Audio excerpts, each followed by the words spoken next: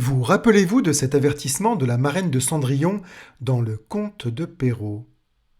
Mais sa marraine lui recommanda sur toute chose de ne pas passer minuit.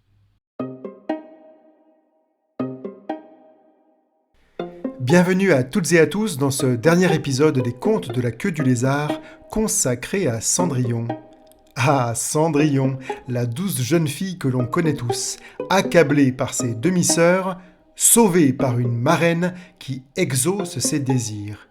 Mais la contrepartie de ce souhait exaucé, c'est de ne pas dépasser minuit. Or, Cendrillon oublie l'heure. Autant dire que le conseil de sa marraine a été oublié et que sa marraine pisse dans un violon. Mais d'où vient cette drôle d'expression? Pourquoi associer un violon à une action aussi absurde? Suivez-moi, on va décortiquer tout ça. L'expression « pisser dans un violon » trouve ses racines au XIXe siècle et fait partie de ces formules imagées qui expriment une totale inutilité, une action vaine. Il s'agit d'une métaphore volontairement choquante. D'un côté, on a un violon, un instrument délicat qui produit de la musique raffinée, et de l'autre, l'acte trivial de pisser, symbole d'un geste banal et même vulgaire. C'est l'association des deux qui crée un contraste frappant entre le raffinement et l'absurdité, pour souligner qu'un effort est complètement vain. Comme le souligne l'écrivain Gaston Hainaut dans Dictionnaire historique des argots français, cette expression s'inscrit dans un contexte où l'on voulait souligner la futilité d'un geste. L'idée est que l'on s'acharne à accomplir quelque chose, mais que cet effort n'a absolument aucun impact.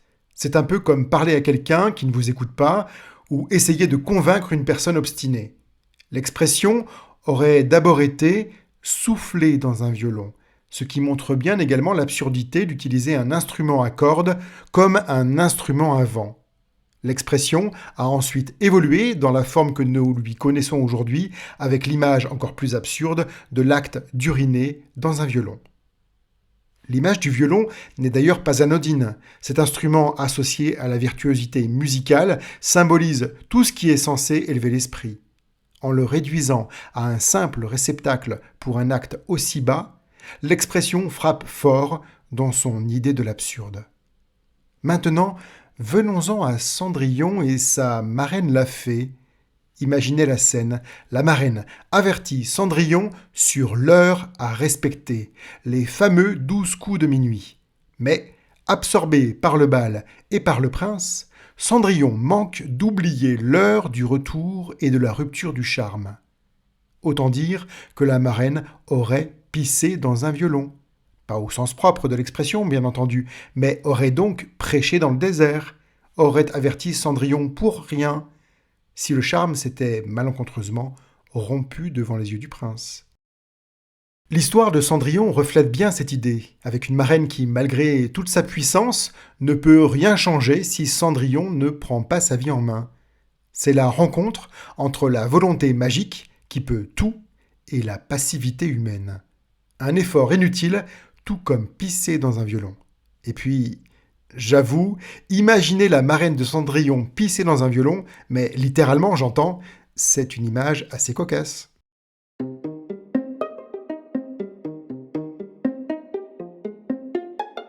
Alors, la prochaine fois que vous avez l'impression de vous épuiser pour rien, pensez à la marraine de Cendrillon. Vous pourrez dire « je pisse dans un violon », un peu comme elle, déployant ses pouvoirs sans aucun effet. Car même la plus belle des symphonies peut se perdre dans l'indifférence. Merci d'avoir écouté cet épisode. S'il vous a plu, n'hésitez pas à déposer 5 étoiles sur votre plateforme d'écoute. Si vous voulez écouter d'autres épisodes, pensez à vous abonner. Vous pouvez aussi aller sur le site laqueudulézard.com. À bientôt pour de nouvelles expressions merveilleuses, cette fois-ci avec d'autres personnages de contes que Cendrillon.